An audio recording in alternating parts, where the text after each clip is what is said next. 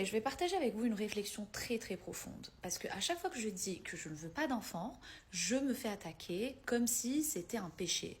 Comme si j'étais née pour me reproduire. Que c'était un contrat que j'ai signé alors que je n'étais pas au courant. J'ai 35 ans, je suis assez adulte, mature pour réfléchir. Pour me dire que non, je n'ai pas l'instinct maternel, que non, je ne veux pas d'enfant. Attention, j'adore les enfants. C'est vraiment, j'ai un petit neveu de 3 ans que j'aime de fou. En revanche, à chaque fois que j'essaie de réfléchir, de me creuser la cervelle, pourquoi je ne veux pas d'enfant, est-ce que j'en ai envie, est-ce que j'en ai pas envie, est-ce que je vais regretter, est-ce que je vais pas regretter, parce que, encore une fois, la société t'impose en fait cette réflexion, ben, je ne vois pas l'objectif de faire un enfant. Vous avez beau me dire, oui, mais tu vas vieillir seul. Je vais vous expliquer tout ça. Hein. Oui, tu vas vieillir seul. Non, on est fait pour créer la vie.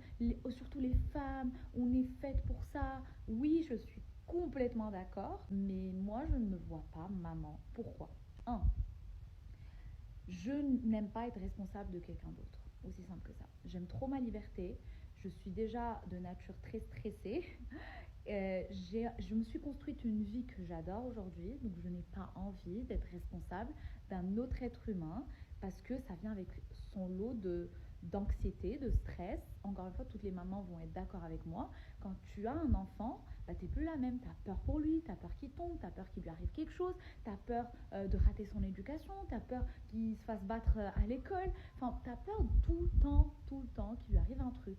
Je ne suis pas prête à ressentir cette peur au quotidien, à stresser au quotidien et à être responsable d'un autre être humain. Deuxième réflexion. Quand je regarde autour de moi, et encore une fois, je parle énormément aux gens, aux personnes âgées, je parle aussi à mes parents. Moi, je suis quelqu'un, je me considère comme étant une fille qui est assez proche de ses parents. En revanche, malgré le fait que je sois proche de mes parents, ça ne m'a pas empêché de quitter le foyer familial à 18 ans, d'aller à l'étranger. Et aujourd'hui, j'habite à Dubaï, enfin entre Dubaï et l'Espagne. Quand je suis à Dubaï, je ne vois pas mes parents. Et encore une fois, même si j'essaie de les voir le plus souvent possible, je vais les voir 3 4 fois par an. C'est pas assez.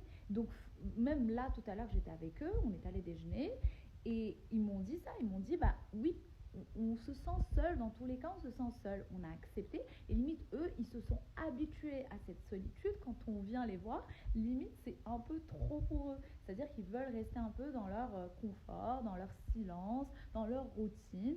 Ils ne veulent pas qu'on soit là tout le temps, ce qui est totalement normal. Donc je me dis, ok, je vais faire un gosse, je vais galérer toute ma vie à dépenser de l'argent, à l'éduquer, surtout quand il est petit, à me casser la tête avec ses bruits, ses cris, ses pleurs, ses couches, machin truc, à me dire, ok, bah j'espère qu'il va pas rencontrer de mauvais amis qui vont mal l'influencer, je vais stresser toute ma vie pour qu'à la fin, je le vois 3 fois par an parce que je vais vouloir son bien. Je vais vouloir aussi qu'il ait sa vie, etc. Alors encore une fois, vous allez venir dans les commentaires me dire non, mais moi je vois mes parents toutes les semaines. Ok, tu vois tes parents une fois par semaine. Et assume encore une fois et ne me dis pas que tes parents c'est le monde des bisounours, que tu adores passer du temps avec eux. Ils te saoulent sûrement, ils t'énervent parfois, parce que, encore une fois, vous n'êtes pas de la même génération. Parfois, vous sentez un décalage avec vos parents, ce qui est totalement normal. N'empêche, vous les aimez, vous les traitez bien, vous prenez soin d'eux, etc., etc. Oui, mais encore une fois, mes parents ne m'ont pas fait pour que je sois leur nounou. Et d'ailleurs, je suis très reconnaissante par rapport à ça, que mes parents, ils sont très indépendants encore aujourd'hui. Ils ont leur retraite, ils ont leur mutuelle, leur assurance, ils ont leurs amis, etc. Donc, ils sont assez indépendants. On ne sait pas de quoi demain sera fait, mais je serai toujours là pour eux. Ça, c'est sûr, parce que ça fait partie de ma culture, de ma religion, etc. Mais c'est quand même un poids, entre guillemets, dans ma tête de me dire, oh là là, s'il leur arrive un truc, je stresse déjà à l'idée qu'il leur arrive un truc. Pourquoi faire un gosse pour le stresser à la fin? Enfin, je sais pas. Dans ma tête, c'est pas logique. C'est pas. Je suis une personne qui a travaillé sur l'amour de soi. C'est-à-dire que je n'ai pas besoin d'autrui pour ressentir de l'amour, pour ressentir que je suis bien dans ma vie, que je suis heureuse. Et souvent, les gens font des gosses très tôt. Alors moi, par exemple, quand j'avais 20 ans, 21 ans, je voulais des enfants. Pourquoi? Parce que j'avais un petit vide, je voulais, c'était mignon. Et encore une fois, je ne me mentalisais pas, je réfléchissais pas aussi profondément, tu vois.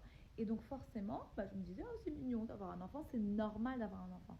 Aujourd'hui, avec toute la réflexion, le fait que je me connais mieux qu'avant, le fait que j'ai une vie construite, une liberté. Je bouge à droite à gauche, je me réveille quand je veux, je fais mon sport quand je veux. Je sais pas en fait. Et honnêtement, j'aimerais avoir cette envie, mais mon cerveau bloque à chaque fois. Pareil, je suis dans un hôtel magnifique, je vois des gosses dans la piscine, les parents, ils n'arrivent même pas à lire un livre, à bronzer, à rien faire. Je suis là en mode, oh, je suis pas prête.